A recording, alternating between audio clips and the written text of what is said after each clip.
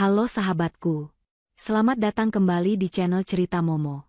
Apa jadinya kalau suami dan mertua menghilang tanpa kabar selama seminggu, tapi tiba-tiba mertua malah update status sedang merayakan pernikahan suami dengan wanita lain? Sakit banget, kan? Apalagi captionnya tertulis, "Kamu pantas dapat semua ini." Eits, tapi tunggu dulu. Jangan emosi dulu ya. Hati-hati dengan kalimat itu. Karena kadang karma datang jauh lebih cepat dan lebih kejam dari yang mereka bayangkan. Akhir cerita ini bakal bikin kalian melongo karena plot twistnya. Nah, sebelum kita masuk ke drama panas ini, yuk dukung terus channel ini dengan cara tekan tombol like dan subscribe sekarang juga. Jangan lupa absen dulu ya di kolom komentar. Tulis nama kalian, asal kota, dan ketik hadir. Aku pengen tahu nih. Sahabat Cerita Momo ada dari kota mana aja yang sudah siap menyimak kisah seru hari ini? Sudah siap? Pasang sabuk pengaman emosi kalian, dan mari kita mulai ceritanya. Jam dinding menunjukkan pukul 2 dini hari, tapi mata Raisa belum juga terpejam. Kakinya terus melangkah mondar-mandir di ruang tamu yang luas dan sunyi. Sudah 7 hari.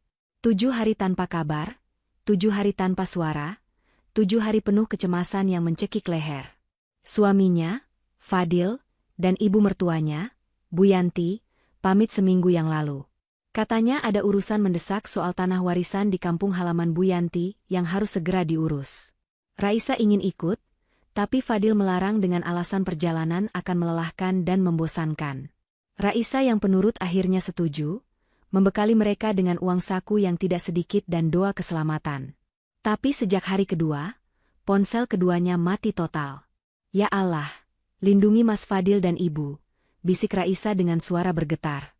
Bayangan buruk tentang kecelakaan mobil, perampokan, atau musibah di jalanan sepi terus menghantui pikirannya. Raisa sudah menelepon beberapa kerabat di kampung, tapi nihil. Tidak ada yang melihat batang hidung Fadil maupun Bu Yanti. Raisa duduk lemas di sofa kulit berwarna krem itu. Rumah mewah 2 lantai ini terasa seperti gua hantu tanpa kehadiran mereka. Ia menatap layar ponselnya yang gelap di atas meja kaca, berharap ada satu saja notifikasi masuk. Sekadar memberitahu bahwa mereka masih bernapas. "Tolonglah, Mas. Ibu kasih kabar sedikit saja," rintihnya sambil memeluk lutut. Ting. Suara notifikasi WhatsApp memecah keheningan malam itu bagaikan suara petir di siang bolong. Jantung Raisa berdegup kencang, hampir melompat dari dadanya. Ia menyambar ponsel itu dengan gerakan kilat. Tangannya gemetar hebat. Itu notifikasi dari nomor Bu Yanti. "Alhamdulillah, Ibu online. Terima kasih Tuhan," seru Raisa dengan mata berkaca-kaca karena lega. Rasa syukur membuncah di dadanya. Ia buru-buru membuka aplikasi hijau itu, jempolnya sudah bersiap mengetik pesan panjang menanyakan kabar dan kenapa mereka menghilang tanpa jejak. Namun, jari Raisa terhenti kaku di udara. Bukan pesan teks yang masuk secara pribadi padanya, melainkan sebuah pembaruan status WhatsApp. Ada rasa aneh yang tiba-tiba menyusup ke dalam hati Raisa. Kenapa update status dulu sebelum membalas puluhan pesan dan panggilan tak terjawab darinya? Dengan napas tertahan, Raisa menekan lingkaran hijau di foto profil Bu Yanti. Status itu terbuka. Dan dalam detik itu juga, dunia Raisa seakan runtuh menimpa kepalanya. Itu bukan foto pemandangan kampung. Bukan foto makan siang sederhana di warung pinggir jalan. Bukan foto mereka sedang kelelahan mengurus sengketa tanah. Itu adalah sebuah foto pesta. Di layar ponsel yang terang benderang itu, terpampang wajah Fadil. Suaminya yang ia khawatirkan setengah mati, yang ia tangisi setiap malam dalam sujudnya, sedang berdiri gagah mengenakan setelan jas pengantin berwarna putih gading. Sebuah kalung bunga melati melingkar di lehernya. Senyumnya lebar, lebih lebar dan lebih lepas dari senyum manapun yang pernah ia berikan pada Raisa selama 2 tahun terakhir pernikahan mereka. Di sebelahnya, merangkul lengan Fadil dengan sangat manja, berdiri seorang wanita muda yang cantik. Gaun pengantinnya berkilauan tertimpa lampu sorot, wajahnya penuh riasan tebal, menatap kamera dengan tatapan kemenangan yang angkuh. Raisa menyipitkan mata, dadanya sesak. Ia mengenalnya. Itu Gaida. Mantan rekan kerja Fadil yang dulu pernah dikenalkan sekilas. Namun saat itu Fadil bersumpah mati-matian bahwa wanita itu hanyalah teman biasa yang tak perlu dicemburui. Dan di sisi lain pengantin baru itu, berdiri Bu Yanti. Mertua yang selama ini dibiayai hidupnya oleh Raisa, mulai dari obat-obatan rutin hingga baju yang ia kenakan sehari-hari. Di foto itu, Bu Yanti memakai kebaya brokat emas yang sangat mewah, sanggul tinggi dengan hiasan melati, dan perhiasan berlian yang berkilau di leher dan pergelangan tangannya. Wajah tuanya menyeringai bahagia, memegang bahu Fadil dengan rasa bangga yang meluap-luap. Mata Raisa beralih ke tulisan di bawah foto itu. Caption yang ditulis Bu Yanti seolah menjadi belati berkarat yang menusuk tepat di jantung Raisa, memutar-mutarnya hingga hancur lebur. Selamat menikah anakku sayang. Kamu pantas dapat semua ini. Akhirnya punya istri yang sepadan, cantik, dan berkelas. Raisa membeku. Air mata yang tadi menetes karena khawatir, kini mengering seketika, digantikan oleh rasa dingin yang menjalar dari ujung kaki hingga ke ubun-ubun. Menikah? Bisiknya lirih, suaranya terdengar asing dan parau di telinganya sendiri. Mas Fadil menikah lagi? Seminggu ini, kalian menikah? Tangan Raisa gemetar hebat, tapi ia memaksa dirinya untuk tidak melempar ponsel itu. Ia memperbesar foto itu. Ia meneliti setiap detailnya dengan mata elang yang terluka. Ini bukan pernikahan siri yang dilakukan diam-diam di bawah tangan di sebuah rumah petak kumuh. Ini adalah pesta besar. Latar belakang foto menunjukkan sebuah ballroom hotel berbintang yang megah. Lampu gantung kristal raksasa terlihat menggantung di sudut atas. Dekorasi bunga segar impor memenuhi ruangan, menciptakan suasana romantis yang mahal. Kursi-kursi tamu berbalut kain satin kualitas terbaik. Otak cerdas Raisa mulai bekerja di tengah badai rasa sakitnya. Pesta semewah ini biayanya pasti ratusan juta rupiah. Dari mana Fadil punya uang sebanyak itu? Gaji Fadil sebagai staf administrasi biasa sering habis di pertengahan bulan, hanya untuk gaya hidup pribadinya. Bu Yanti pun tidak punya dana pensiun. Selama ini, semua kebutuhan rumah tangga, cicilan mobil, renovasi rumah, hingga uang belanja Bu Yanti, 90% berasal dari penghasilan Raisa yang memiliki bisnis catering sukses dan properti sewaan. Kamu bilang kamu tidak punya uang untuk servis mobil bulan lalu. Mas, gumam Raisa, matanya menatap tajam ke wajah tersenyum Fadil di layar ponsel, seolah ingin menembusnya. Kamu bilang ibu sakit dan butuh biaya berobat tambahan. Ternyata, uangnya kalian kumpulkan untuk ini? Untuk mengkhianatiku dengan pesta pora? Rasa cemas yang menyiksanya selama 7 hari lenyap tak berbekas. Rasa kasihan pada suami dan mertua yang dikira hilang dalam mara bahaya, kini berubah menjadi bara api kemarahan di dada. Mereka tidak hilang. Mereka sedang bersenang-senang di atas penderitaan Raisa. Mereka sengaja mematikan ponsel agar tidak diganggu oleh istri ATM. Mereka saat sedang menikmati momen bahagia bersama wanita lain. Raisa menatap kalimat Bu Yanti lagi, kamu pantas dapat semua ini. Senyum sinis perlahan terukir di bibir Raisa yang pucat. Ia tidak membanting perabotan. Ia tidak berteriak histeris membangunkan tetangga. Raisa terlalu berkelas untuk merendahkan dirinya seperti itu. Ia menarik napas panjang, mengisi paru-parunya dengan kekuatan baru yang lahir dari rasa sakit. Ibu benar, kata Raisa pelan, tatapannya dingin menusuk layar, seolah berbicara langsung pada Bu Yanti. Mas Fadil memang pantas mendapatkan semua ini. Kalian semua pantas mendapatkan hadiah dari apa yang sudah kalian tanam. Dengan jari yang kini mantap, Raisa menekan tombol screenshot. 1 kali. 2 kali. Ia menyimpan bukti pengkhianatan itu dengan rapi. Malam ini, air matanya mungkin jatuh terakhir kalinya untuk lelaki bernama Fadil. Tapi besok adalah hari di mana Raisa akan berhenti menjadi istri yang bodoh dan penurut. Raisa bangkit dari sofa, berjalan perlahan menuju jendela besar yang menghadap ke halaman depan yang gelap. Rumah mewah ini sepi, tapi di dalam kepala Raisa, rencana-rencana baru mulai disusun. Ia tidak akan membiarkan mereka pulang dan melihatnya hancur berantakan. Tidak. Saat mereka pulang nanti, mereka tidak akan menemukan Raisa yang menangis di pojok ruangan. Mereka akan menemukan kejutan yang jauh lebih besar daripada sekadar status WhatsApp. Matahari pagi mulai menyelinap masuk melalui celah gorden, namun kehangatannya sama sekali tidak mampu mencairkan kebekuan di hati Raisa. Ia masih duduk di posisi yang sama, menatap layar ponsel yang kini baterainya tinggal 10%. Foto pesta pernikahan itu masih terpampang di sana, Menjadi saksi bisu betapa bodohnya ia selama ini karena terlalu percaya. Raisa meletakkan ponselnya di meja. Ia tidak menangis histeris seperti wanita di sinetron yang baru saja diselingkuhi. Sebaliknya, otak bisnisnya yang terbiasa menghadapi krisis mendadak kini mengambil alih kendali emosinya. Raisa mulai berhitung. Pesta di Hotel Grand Diamond, dekorasi bunga impor, gaun desainer, perhiasan berlian yang dipakai ibu. Raisa bergumam, jarinya mengetuk-ngetuk meja kaca. Total biaya pasti di atas 500 juta. Mustahil Mas Fadil punya uang tunai segitu. Tabungan bersamanya saja baru terkuras bulan lalu untuk alasan renovasi rumah kerabat yang fiktif itu. Kening Raisa berkerut. Jika bukan uang tunai, lalu dari mana? Pinjaman online? Tidak mungkin cair sebanyak itu dalam waktu singkat. Hutang ke teman? Teman-teman Fadil rata-rata ekonominya pas-pasan. Tiba-tiba, sebuah dugaan mengerikan melintas di benaknya.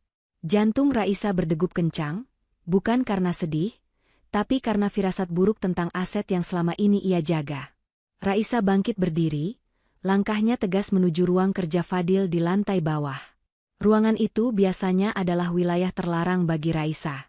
Fadil selalu beralasan itu adalah tempatnya mencari inspirasi dan mengurus pekerjaan kantor yang rumit, sehingga tidak boleh ada yang mengganggu, bahkan Raisa sekalipun.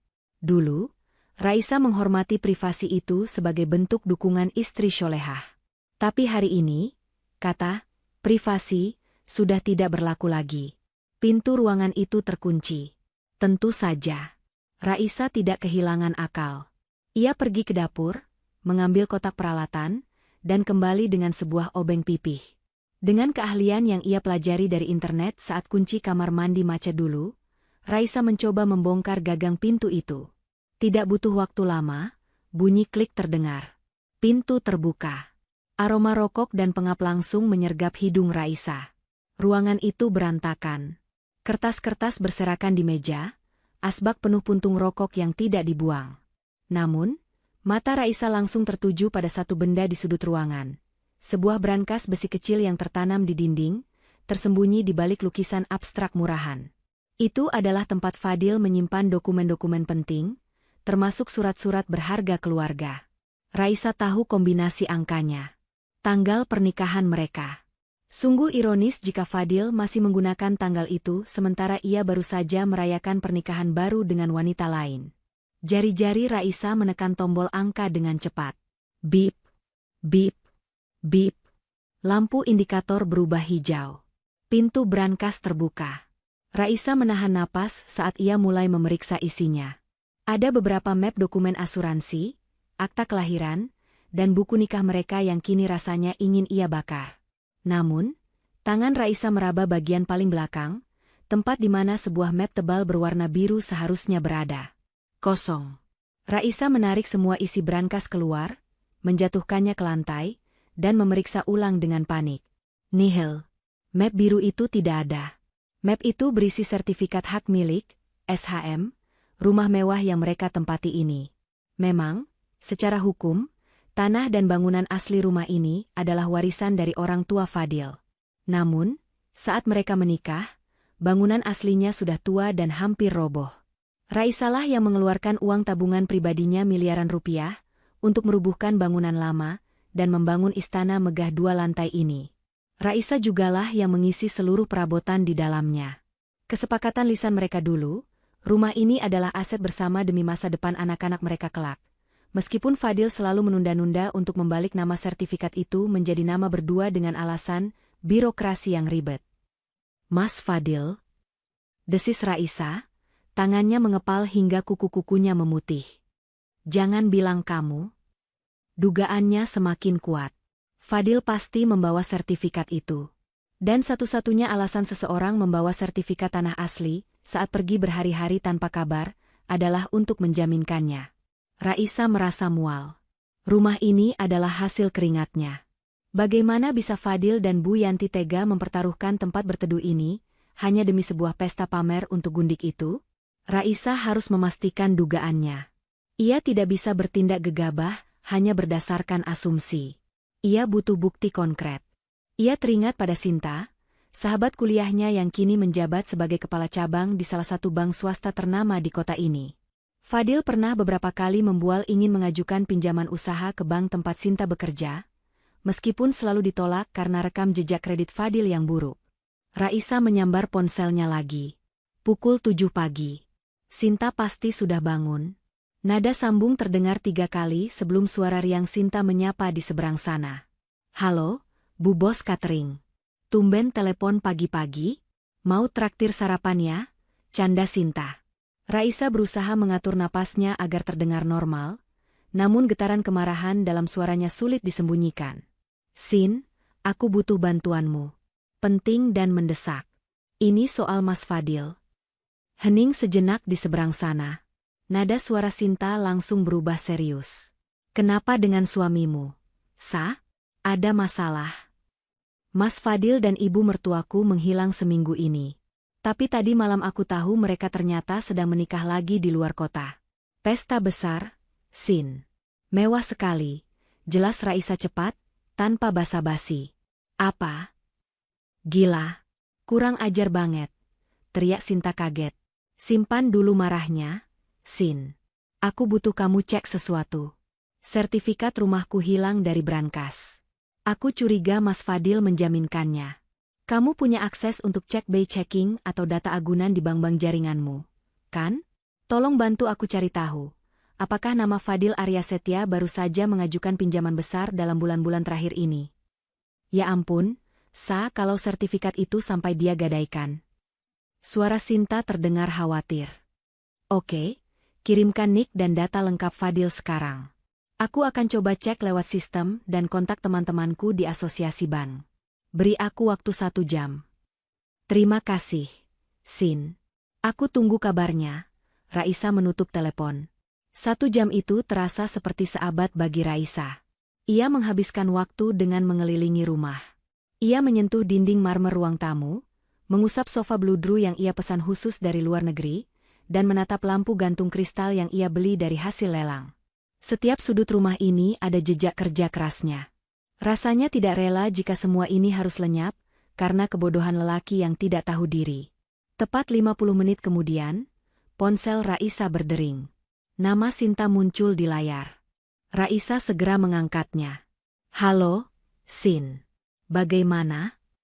Suara Sinta di seberang sana terdengar berat, ragu-ragu, dan penuh rasa bersalah, seolah-olah dialah yang melakukan kesalahan. Sa, kamu harus kuat ya dengar ini, ucap Sinta pelan. Jantung Raisa seakan berhenti berdetak. Katakan saja, Sin. Aku sudah siap dengan kemungkinan terburuk. Aku sudah cek. Ternyata benar. 3 bulan yang lalu, ada pencairan dana pinjaman yang sangat besar atas nama Fadil, dengan agunan sertifikat rumah di alamat kamu tinggal sekarang. Dia mengajukannya ke bank swasta lain, bukan bank tempatku bekerja, tapi datanya terintegrasi karena statusnya sekarang. Sinta menggantung kalimatnya. Statusnya apa, Sin? Desak Raisa. Statusnya macet total. Sa. Masuk kolektibilitas 5. Dia tidak pernah membayar cicilan sepeser pun sejak bulan pertama pencairan. Dan menurut data sistem, pihak bank sudah mengeluarkan surat peringatan ketiga 2 minggu lalu. Jika tidak ada respon, mereka akan segera melakukan eksekusi sita. Sa, rumah itu sudah di ujung tanduk. Dunia Raisa terasa berputar. Kakinya lemas, membuatnya terduduk di lantai dingin ruang kerjanya. 3 bulan lalu? Itu artinya Fadil sudah merencanakan pernikahan dengan Gaida sejak lama. Dia mencuri sertifikat, mengambil uangnya, lalu kabur menikmati hasilnya, meninggalkan Raisa dengan bom waktu yang siap meledak kapan saja. Terima kasih infonya, Sin. Suara Raisa terdengar sangat dingin, beku, tanpa emosi. Sa, kamu baik-baik saja? Aku kesana sekarang ya. Tidak usah, Sin. Aku baik-baik saja. Sangat baik malah, jawab Raisa datar. Matanya menatap brankas yang melompong itu dengan tatapan nyalang. Sekarang aku tahu apa yang harus aku lakukan. Raisa mematikan telepon. Ia tidak menangis. Anehnya, rasa sakit di hatinya perlahan berubah menjadi ketenangan yang mematikan. Fakta sudah di tangan. Rumah ini sudah bukan miliknya lagi, dan Fadil telah menghancurkan segalanya. Tapi Raisa tidak akan membiarkan dirinya tertimbun reruntuhan ini sendirian. Jika kapal ini akan karam, ia akan pastikan ia sudah melompat ke skoci penyelamat sebelum air menenggelamkan segalanya. Dan biarkan tikus-tikus itu yang tenggelam bersama kapal bocor yang mereka lubangi sendiri. Raisa bangkit berdiri, merapikan bajunya, lalu melangkah keluar dari ruang kerja Fadil. Baiklah, Mas Fadil, Ibu, gumam Raisa sambil menatap sekeliling rumah mewahnya untuk terakhir kali dengan pandangan menilai. Kalian ingin main api? Aku akan sediakan bensinnya. Suara bel pintu yang berulang kali ditekan membuyarkan lamunan Raisa. Ia melirik jam dinding, pukul 10 pagi. Siapa yang bertamu di jam kerja seperti ini? Apakah Fadil pulang lebih awal karena kehabisan uang? Dengan langkah waspada, Raisa berjalan menuju pintu utama. Ia mengintip melalui jendela samping. Di teras, berdiri dua orang pria berbadan tegap mengenakan kemeja batik lengan panjang, membawa tas kerja kulit dan map tebal. Wajah mereka asing, bukan wajah kerabat ataupun teman Fadil. Ekspresi mereka kaku, serius, dan tidak sabaran. Raisa membuka pintu perlahan. Selamat pagi, cari siapa ya, Pak? Salah satu pria yang tampak lebih tua, dengan rambut mulai memutih di bagian pelipis, mengangguk sopan namun tegas. Selamat pagi, Bu. Apakah benar ini kediaman Bapak Fadil Arya Setya? Kami dari Bank Sentosa, saya Herman, bagian penyelesaian kredit bermasalah. Darah Raisa berdesir hebat. Informasi Sinta tadi pagi ternyata bukan sekadar data di layar komputer, tapi kenyataan yang kini berdiri tepat di depan pintu rumahnya. Kredit bermasalah. Kalimat halus untuk penagih hutang. Benar, ini rumahnya. Tapi suami saya sedang tidak ada di tempat. Jawab Raisa tenang, berusaha menyembunyikan getaran tangannya dengan memegang gagang pintu erat-erat. Pak Herman menghela napas panjang, tampak frustrasi. Maaf, Bu. Kami sudah mencoba menghubungi Pak Fadil ratusan kali, tapi nomornya tidak aktif. Kami juga sudah mengirimkan surat peringatan pertama sampai ketiga ke alamat ini, tapi tidak ada respon sama sekali. Kunjungan kami hari ini adalah prosedur terakhir sebelum pelimpahan berkas ke balai lelang. Surat peringatan, potong Raisa, alisnya bertaut. Saya tidak pernah menerima surat apapun dari bank Bapak. Pak Herman saling pandang dengan rekannya. Ia kemudian membuka map tebal yang dibawanya dan menarik selembar kertas. Berdasarkan laporan kurir kami, surat selalu diterima oleh seseorang bernama Yanti. Dan tanda terima selalu ditandatangani. Raisa tertawa miris dalam hati. Bu Yanti. Tentu saja. Ibu mertuanya itu pasti bersekongkol menyembunyikan surat-surat itu agar Raisa tidak tahu bahwa istana mereka sedang digadaikan. Mereka pikir mereka bisa lari dari masalah ini selamanya? Boleh saya lihat berkasnya, Pak? Pinta Raisa. Pak Herman ragu sejenak, namun melihat sikap Raisa yang kooperatif, ia menyerahkan salinan dokumen perjanjian kredit itu. Mata Raisa menyapu lembaran kertas itu dengan cepat. Nominal pinjaman yang tertera di sana membuatnya hampir tersedak ludahnya sendiri. 3 miliar rupiah. Angka yang fantastis. Di kolom tujuan penggunaan dana, tertulis, modal kerja ekspansi bisnis CV. Fadil Jaya. Bisnis apa? Fadil bahkan tidak bisa membedakan mana debit dan kredit dalam pembukuan sederhana. Dan yang lebih menyakitkan, di halaman terakhir, di kolom persetujuan pasangan, tertera tanda tangan di atas materai dengan nama terang, Raisa Andini. Itu bukan tanda tangannya. Tarikan garisnya kasar dan kaku, jelas sekali hasil tiruan amatir. Fadil memalsukan tanda tangannya. Kejahatan ini sudah berlapis-lapis. Penggelapan, penipuan, dan pemalsuan dokumen. 3 bulan lalu, gumam Raisa pelan, matanya terpaku pada tanggal pencairan dana. Ingatannya melayang ke masa 3 bulan lalu. Saat itu, Fadil tiba-tiba membelikan Bu Yanti perhiasan emas 1 set lengkap dan sering, dinas luar kota, di akhir pekan. Raisa mengira bisnis sampingan Fadil sedang untung kecil-kecilan. Ternyata, itu adalah uang hasil menggadaikan atap tempat mereka bernaung. Uang 3 miliar itu pasti sudah ludes untuk membiayai gaya hidup hedonisme Bu Yanti, membeli mobil baru yang mungkin disembunyikan di tempat gundik itu, dan puncaknya, Pesta pernikahan megah di hotel berbintang yang fotonya baru saja ia lihat semalam. Mereka membakar rumah ini demi pesta satu malam. Bu? Ibu baik-baik saja? Tegur Pak Herman melihat wajah Raisa yang memucat. Raisa mendongak, menatap Pak Herman dengan tatapan yang sulit diartikan. Bukan tatapan memohon belas kasihan, melainkan tatapan pasrah yang aneh. Pak Herman, suara Raisa terdengar datar. Tanda tangan ini palsu. Saya tidak pernah menyetujui pinjaman ini. Wajah Pak Herman berubah tegang. Waduh, kalau begitu ini masuk ranah pidana, Bu. Tapi, posisi bank tetap kuat karena sertifikat asli ada di tangan kami, dan Pak Fadil sendiri yang menyerahkannya. Jika Ibu ingin menuntut suami Ibu, itu urusan perdata pidana terpisah. Fokus kami sekarang adalah aset ini. Saya paham, potong Raisa cepat. Berapa sisa waktu yang kami punya? Sesuai prosedur, karena ini sudah macet total dan nilai agunan mulai turun, kami memberi waktu 3x 24 jam untuk pengosongan sukarela. Jika tidak, minggu depan tim eksekusi akan datang bersama jurusita pengadilan untuk pengosongan paksa dan pemasangan plang di lelang. 3 hari. Waktu yang sangat sempit bagi orang biasa, tapi lebih dari cukup bagi Raisa yang sudah siap melepaskan segalanya. Baik, Pak. Lakukan saja sesuai prosedur. Jawab Raisa tenang, membuat Pak Herman ternganga kaget. Maksud Ibu? Ibu akan melunasinya? Tanya Pak Herman penuh harap. Raisa tersenyum tipis. Senyum yang mengandung kepahitan sekaligus kepuasan tersembunyi.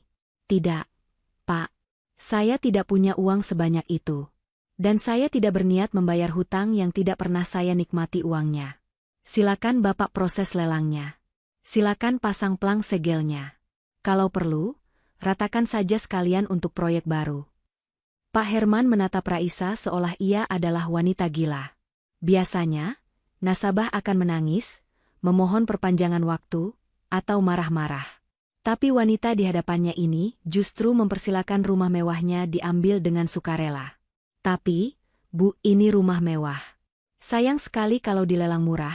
Pak Herman mencoba bernegosiasi, bingung dengan situasi ini. Itu urusan Bapak dengan suami saya, Fadil. Dia yang berhutang, dia yang harusnya pusing. Saya hanya numpang tidur di sini. Raisa menyerahkan kembali berkas itu. Bapak bisa kembali 3 hari lagi. Saya jamin, rumah ini sudah kosong dari barang-barang berharga. Setelah Pak Herman pergi dengan wajah penuh tanda tanya, Raisa menutup pintu. Ia bersandar di daun pintu, menghela napas panjang. 3 hari. Fadil dan Bu Yanti baru akan pulang 5 hari lagi sesuai rencana, bulan madu, mereka. Itu artinya, saat mereka tiba di depan pagar, rumah ini sudah bukan lagi milik mereka. Plang merah bertuliskan tanah dan bangunan ini, dalam sitaan ban akan menjadi sambutan selamat datang yang paling meriah. Tapi Raisa tidak akan berhenti di situ. Membiarkan ban menyita rumah ini memang menyakitkan bagi Fadil, tapi itu belum cukup. Raisa teringat kata-kata Pak Herman tadi, sayang sekali kalau dilelang murah. Otak bisnis Raisa kembali berputar cepat. Jika rumah ini dilelang, biasanya harganya akan jatuh. Pengembang properti besar pasti akan mengincarnya karena lokasi tanah ini sangat strategis, tepat di jalan utama kawasan elit.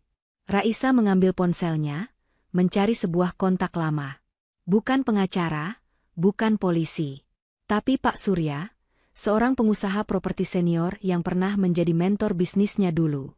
Pak Surya sedang mencari lahan untuk perluasan apartemen. Halo, Pak Surya? Ini Raisa. Sapanya saat telepon tersambung. Pak, Bapak masih cari lahan di kawasan Senopati? Ada lahan bagus, luas, siap bangun. Tapi ada satu syarat. Pak, bangunannya harus diratakan secepatnya setelah transaksi. Saya ingin tanahnya bersih, rata dengan tanah, tanpa sisa puing sedikitpun. Di ujung telepon, suara antusias terdengar. Raisa mendengarkan dengan seksama. Bibirnya menyunggingkan senyum misterius. Ya, Pak.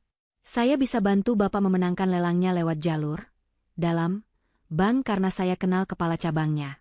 Tapi saya minta satu hal, pastikan alat berat Bapak sudah siap di lokasi tepat di hari kelima dari sekarang. Raisa menutup telepon. Ia menatap sekeliling ruang tamu yang penuh kenangan palsu itu. Kalian ingin hidup mewah di atas penderitaanku? Bisik Raisa pada foto pernikahan Fadil yang terpajang di dinding. Baiklah. Aku akan pastikan kalian tidak punya tempat untuk pulang, bahkan untuk sekadar menaruh sandal.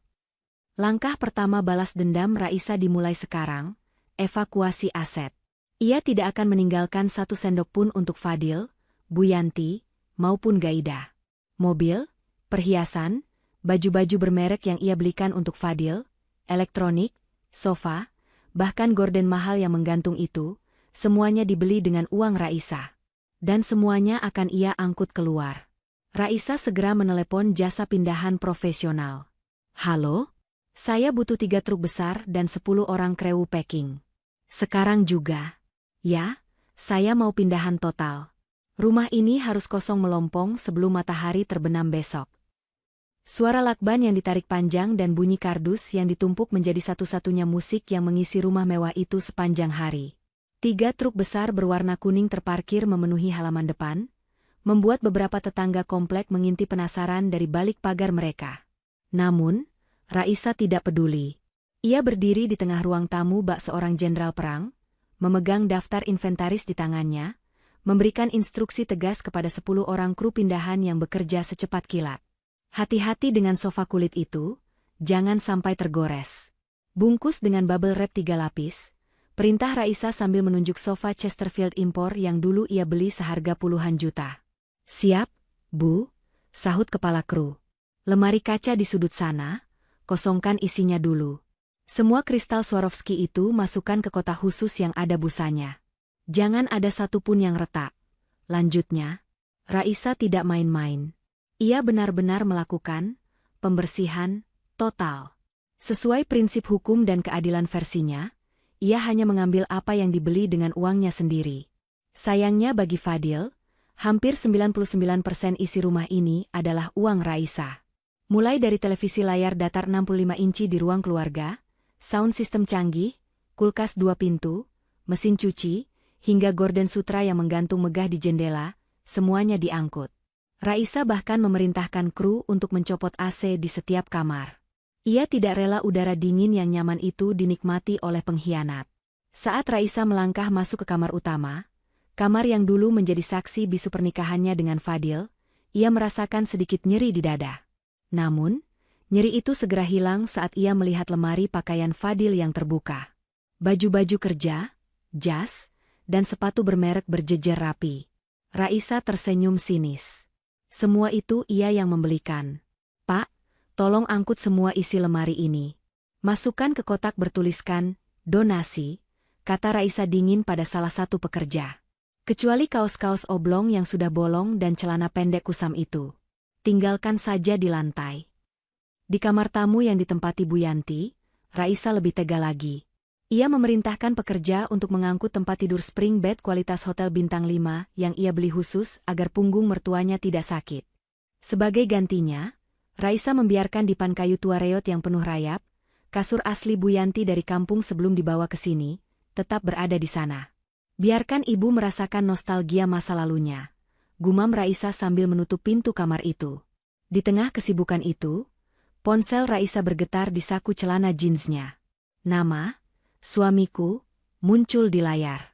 Raisa menatap layar itu dengan tatapan kosong. Ini panggilan kelima hari ini. Sebelumnya, Raisa sengaja mengabaikannya. Namun, jika ia terus diam, Fadil mungkin akan curiga dan pulang lebih cepat. Itu akan merusak rencana besarnya. Raisa menarik napas panjang, mengatur nada suaranya agar terdengar normal, lalu menggeser tombol hijau. Halo, Mas, sapa Raisa datar. Ya ampun, Raisa, kamu kemana saja sih? Ditelepon dari pagi kok nggak diangkat-angkat. Suara Fadil terdengar kesal di ujung sana, diiringi suara deburan ombak dan musik santai. Rupanya mereka sedang di pantai. Maaf, Mas. Aku sibuk bersih-bersih rumah. HP aku silent di kamar, dusta Raisa dengan lancar. Bersih-bersih dalam arti yang sesungguhnya. Oh, ya sudah. Jangan capek-capek. Ingat, jaga kesehatan biar bisa terus kerja. Ujar Fadil dengan nada sok perhatian yang membuat perut Raisa mual. Mas cuma mau kabari, mungkin Mas dan Ibu pulang agak telat, lusa baru sampai. Urusan tanah di sini ternyata ribet banget. Mas harus bolak-balik kantor notaris. Raisa menahan tawa getir. Kantor notaris atau kamar hotel? Kebohongan Fadil terdengar sangat menggelikan sekarang, karena Raisa sudah tahu segalanya. Oh, begitu ya, Mas. Tidak apa-apa. Selesaikan saja urusannya sampai tuntas. Nikmati waktunya, jawab Raisa, penuh makna ganda. Iya, ini ibu juga titip salam. Katanya jangan lupa tanaman anggrek kesayangannya disiram pagi sore. Awas kalau mati, itu mahal. Raisa melirik ke arah teras samping. Pot-pot anggrek bulan koleksi Bu Yanti, yang sebenarnya dibeli pakai uang Raisa juga, sudah masuk ke dalam truk nomor 2. Tenang saja, Mas. Tanaman ibu sudah aku urus dengan baik. Posisinya sudah di tempat yang seharusnya, jawab Raisa tenang.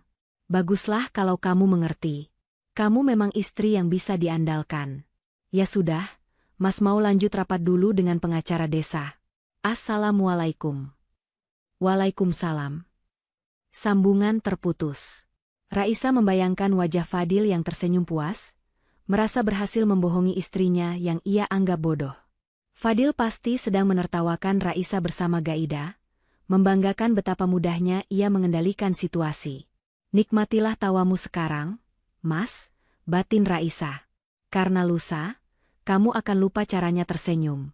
Menjelang sore, rumah itu benar-benar berubah wujud. Tidak ada lagi kesan mewah. Tidak ada lagi kenyamanan. Lantai marmer itu kini telanjang dan kotor oleh jejak sepatu para kuli angkut. Dinding-dinding terlihat kosong melompong, menyisakan bekas persegi panjang yang lebih terang di tempat lukisan-lukisan dulu tergantung. Gema suara pantulan langkah kaki terdengar nyaring di setiap ruangan saking kosongnya. Yang tersisa di rumah itu hanyalah barang-barang rongsokan. Meja makan kaki pincang warisan ayah Fadil, kursi plastik pecah di dapur, tumpukan majalah bekas, dan sampah-sampah yang tidak berguna. Raisa bahkan membawa semua lampu hias gantung dan menggantinya dengan bohlam 5 watt yang cahayanya remang-remang menyedihkan. Semua sudah masuk truk. Bu, kita jalan ke lokasi apartemen sekarang? Tanya kepala kru sambil menyeka keringat. Ya, jalan duluan. Saya mau kunci pintu dulu, jawab Raisa. Setelah truk-truk itu menderu pergi meninggalkan komplek, Raisa berdiri sendirian di tengah ruang tamu yang gelap. Ia merasakan kelegaan yang luar biasa.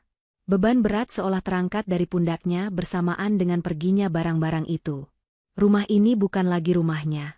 Ini hanyalah bangunan kosong tak bertuan yang sedang menunggu vonis mati. Raisa mengeluarkan sebuah amplop putih dari tasnya. Di dalamnya berisi surat gugatan cerai yang sudah ia tanda tangani di atas materai. Ia meletakkan amplop itu di lantai, tepat di tengah ruangan, satu-satunya benda bersih di tempat itu. Hadiah penyambutan, bisiknya. Ia melangkah keluar, menutup pintu utama yang kuncinya sudah rusak dibongkar paksa tadi pagi. Sengaja ia biarkan begitu agar pihak bank tidak kesulitan masuk besok. Raisa berjalan menuju mobilnya, sebuah SUV hitam gagah yang ia beli atas nama perusahaannya sendiri, sehingga aman dari sitaan bank. Saat ia menyalakan mesin mobil, notifikasi Instagram muncul. Akun Gaida, yang tidak berteman dengannya tapi akunnya tidak dikunci, mengunggah sebuah story. Video bumerang mereka bertiga sedang cheers gelas jus jeruk di pinggir kolam renang mewah. Wajah Bu Yanti terlihat sangat sumringah, seolah baru memenangkan lotre. Captionnya tertulis, Family Time sebelum pindah ke Istana Baru. Raisa tersenyum miring. Istana Baru? Maksudmu tenda pengungsian? Ia menginjak pedal gas, melesat meninggalkan rumah kenangan itu tanpa menoleh sedikit pun ke belakang. Tujuannya sekarang adalah apartemen penthouse di pusat kota yang baru saja ia sewa untuk setahun ke depan. Tempat perlindungan barunya.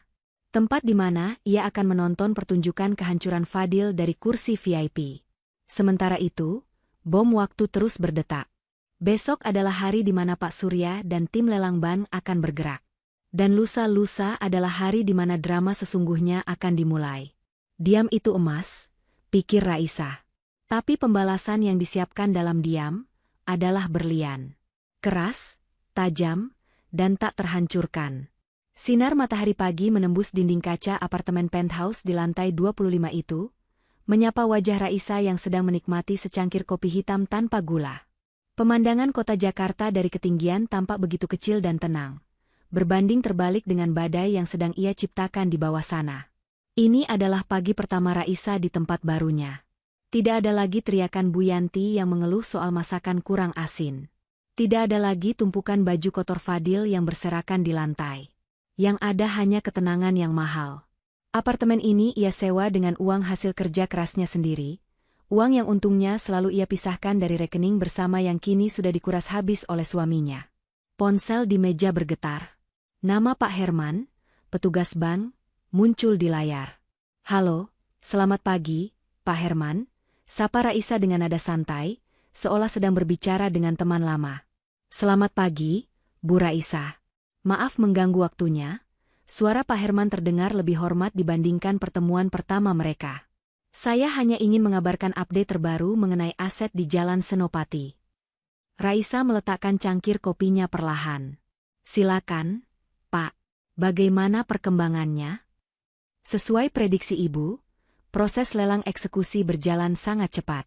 Karena Ibu kooperatif menyerahkan kunci dan mengosongkan rumah tanpa perlawanan, pihak bank bisa langsung memprosesnya sebagai aset likuidasi cepat. Dan kabar baiknya, atau mungkin kabar buruk bagi suami Ibu, pemenangnya sudah ditetapkan pagi ini. "Siapa pemenangnya, Pak?" pancing Raisa, meski ia sudah tahu jawabannya. "PT Surya Propertindo." Mereka langsung melunasi pembayaran secara tunai keras hari ini juga. Mereka sangat agresif karena butuh lahannya segera untuk perluasan akses jalan apartemen di belakang komplek itu. Jelas Pak Herman. Raisa tersenyum tipis. Pak Surya memang pebisnis sejati. Dia tidak membuang waktu. "Lalu, bagaimana dengan sisa hutang suami saya?" tanya Raisa, sekadar ingin tahu seberapa dalam lubang kubur yang digali Fadil. Pak Herman terdengar membuka lembaran kertas. Nilai lelang aset jatuh di angka yang cukup rendah karena statusnya, jual cepat, dan kondisi bangunan yang tidak dinilai, hanya tanahnya saja.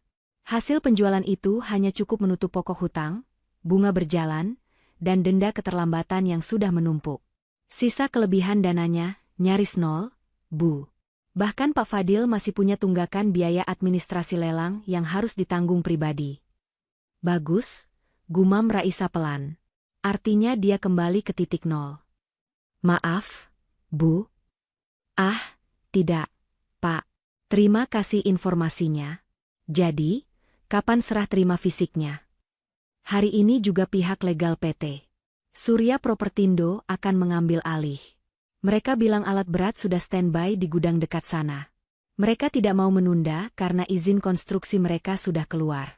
Jadi, kemungkinan besar pembongkaran akan dimulai besok pagi-pagi sekali." "Terima kasih, Pak Herman. Anda sudah bekerja dengan sangat profesional," tutup Raisa. Sambungan terputus. Raisa berjalan mendekati jendela kaca besar itu lagi. Besok pagi, tepat 1 hari sebelum jadwal kepulangan Fadil dan keluarga barunya. Waktunya sangat sempurna. Siang harinya, Raisa memutuskan untuk menemui Pak Surya di kantor pemasarannya yang tidak jauh dari lokasi rumah lama. Ia perlu memastikan satu detail penting. Pak Surya, pria parubaya yang selalu tampil rapi dengan batik sutra, menyambut Raisa dengan tawa lebar. "Raisa, anak didik saya yang paling cerdas," seru Pak Surya sambil menjabat tangan Raisa erat. "Kamu benar-benar memberi saya emas. Tanah di lokasi itu sudah saya incar 5 tahun lalu. Tapi mertuamu selalu pasang harga tidak masuk akal. Sekarang, saya dapat harga diskon besar-besaran dari bank." Raisa tersenyum sopan. "Sama-sama untung, Pak. Bapak dapat tanah murah, saya dapat ketenangan batin." Wajah Pak Surya berubah sedikit serius, menatap Raisa dengan rasa ingin tahu. "Tapi saya masih heran. Itu rumah kamu juga, kan? Kamu yang bangun, kamu yang desain. Kenapa kamu malah minta saya meratakannya secepat kilat? Sayang loh, marmernya itu mahal." Raisa menatap lurus ke mata Pak Surya. Tidak ada keraguan sedikitpun di manik matanya yang hitam legam. "Rumah itu sudah ternoda, Pak. Pondasinya dibangun di atas janji suci, tapi atapnya menaungi pengkhianatan. Saya tidak mau ada sisa kenangan. Lagi pula, Bapak butuh tanahnya kosong untuk akses jalan, kan? Kalau masih ada bangunan, proses perizinan Bapak akan lebih lama. Pak Surya mengangguk-angguk, paham bahwa ada luka dalam di balik keputusan bisnis yang dingin itu. Baiklah. Saya tidak akan tanya urusan pribadi lebih jauh. Sesuai permintaanmu, tim kontraktor saya akan mulai bekerja besok jam 7 pagi. Saya kerahkan 2 ekskavator sekaligus. Target saya, sore hari sudah rata. Satu lagi, Pak, tambah Raisa. Boleh saya minta tolong satpam komplek dikondisikan? Kalau nanti pemilik lama datang, anggap saja mereka orang asing. Beres. Satpam komplek itu, Pak Ujang kan? Dia sudah jadi pegawai saya sekarang. Dia tahu siapa bos barunya. Setelah pertemuan itu, Raisa merasa lega. Semua pion sudah berada di posisinya masing-masing. Raja dan ratu yang sombong itu akan segera kena skakmat. Sore harinya, Raisa mampir ke sebuah toko elektronik. Ia membeli sebuah kamera CCTV portable bertenaga baterai yang bisa terkoneksi ke ponsel.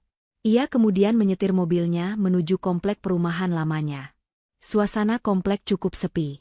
Rumah mewahnya, atau yang kini lebih tepat disebut rumah kosong itu, berdiri suram tanpa penerangan. Pagar depannya sudah ditempeli stiker besar berwarna merah oleh pihak bank. Aset ini dalam penguasaan bank. Dan di sebelahnya, ada spanduk baru yang lebih besar lagi dari PT Surya Propertindo, tanah ini milik PT Surya Propertindo. Dilarang masuk tanpa izin. Raisa tidak masuk ke dalam rumah. Ia hanya memarkir mobilnya sebentar di seberang jalan, di dekat pos satpam yang kosong. Dengan cekatan, ia menyembunyikan kamera kecil itu di dahan pohon rindang yang menghadap langsung ke gerbang rumahnya. Aku tidak mau melewatkan ekspresi wajah kalian, bisik Raisa sambil mengaktifkan koneksi kamera ke HP-nya. Gambar di layar terlihat jernih. Saat hendak pergi, ponsel Raisa berbunyi lagi. Kali ini pesan WhatsApp dari Fadil. Sebuah foto selfie Fadil dan Bu Yanti di dalam pesawat. Wajah mereka tampak lelah tapi bahagia. Fadil, sayang, kami sudah boarding. Tapi transit dulu di Surabaya semalam, ada saudara ibu yang mau ketemu. Jadi fix sampai rumah lusa siang ya. Jangan lupa masak rendang kesukaan ibu. Kangen masakan rumah. Raisa membaca pesan itu dengan tatapan jijik. Masak rendang, cibirnya. Kalian pikir kalian sedang pulang ke rumah makan Padang. Raisa mengetik balasan singkat, memastikan sandiwara ini tetap berjalan sampai detik terakhir. Raisa, siap, Mas. Hati-hati di jalan. Aku akan siapkan kejutan spesial buat kalian. Raisa tidak berbohong. Itu memang kejutan. Kejutan yang akan membuat lutut mereka lemas dan jantung mereka berhenti berdetak sesaat. Malam itu, di apartemen barunya, Raisa tidur dengan nyenyak untuk pertama kalinya dalam seminggu. Ia tidak sabar menunggu matahari terbit. Besok, suara deru mesin bulldozer akan menjadi musik terindah yang pernah ia dengar. Penghancuran masa lalu untuk membangun masa depan yang baru. Dan Fadil? Dia masih terbang di awan, tidak menyadari bahwa landasan pacu tempat dia akan mendarat sudah tidak ada lagi. Sinar matahari pagi belum sepenuhnya hangat menyapa bumi, namun raungan mesin diesel sudah memecah keheningan di Jalan Senopati. Jam di dashboard mobil Raisa menunjukkan pukul 6.45 waktu Indonesia Barat. Ia memarkir kendaraannya agak jauh dari lokasi rumah lamanya, terlindung di balik bayangan pohon besar, namun cukup strategis untuk melihat pertunjukan pagi itu. Kaca mobilnya yang gelap sempurna menyembunyikan kehadirannya. 2 unit ekskavator berwarna kuning cerah, monster besi penghancur, sudah standby di depan pagar rumah.